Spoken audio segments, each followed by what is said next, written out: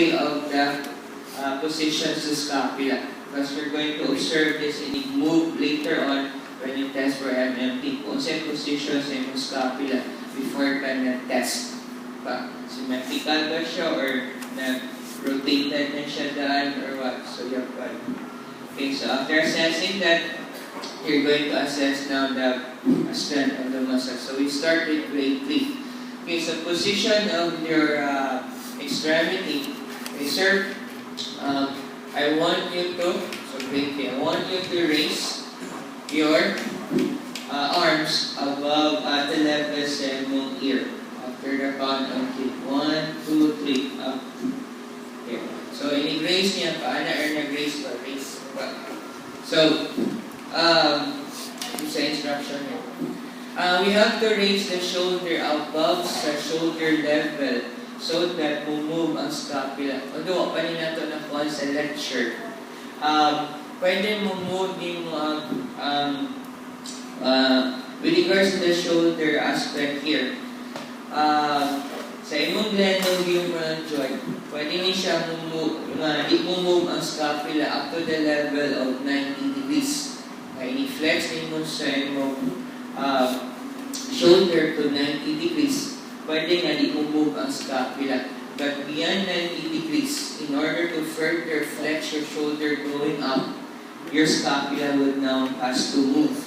Pwede siya, ang imong pag-test here, you have to go beyond 90 degrees so that sure you can move ang scapula. Kaya kung less than 90 degrees na tendency na, pwede na din move ang scapula. Maka-achieve na itong glenong humeral joint. Although you have this scapula humerate them, and we're going to discuss as a lecture. So after reaching that, observe the position of the inferior angle of the scapula. If the inferior angle goes away from the midline, so ni-abduct na siya, diba? So there's now abduction and upward rotation. Ka-imagine mo sa motion or ako pa rin mabuo. Ka-imagine mo sa position niya, diba? Sa scapula here. Hobo. Okay na nyo? Oh my God! Oh my God! Okay. So here, you can now calculate for the inferior angle of the scapula. Jared ang hubo, sir. Okay, sir, I want you to lift your arms up. So observe here, nagawin na inferior angle, diba? So there is now an abduction, upward rotation here. Can you move away my inferior angle? So there's now upward rotation, diba?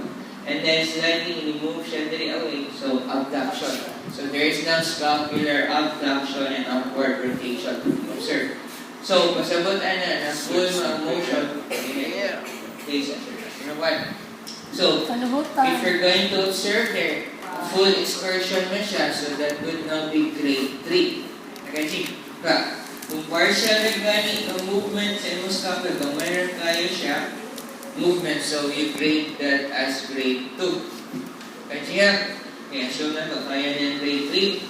So if break test, okay, sir, hold in that position, sir. Okay? Okay. I'm going to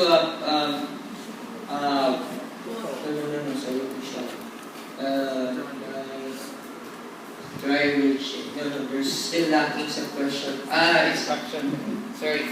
Raise your arm. Kulang instruction ako. Supposedly, in-raise niya beyond or at ear level, you have to ask your patient to reach.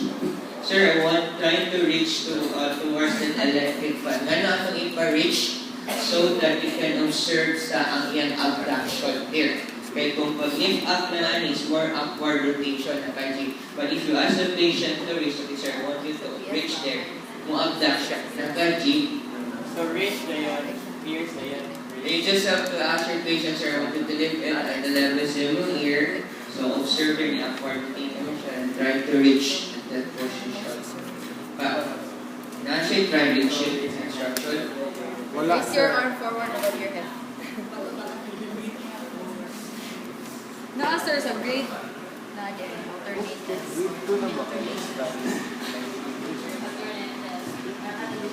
Bring your arm.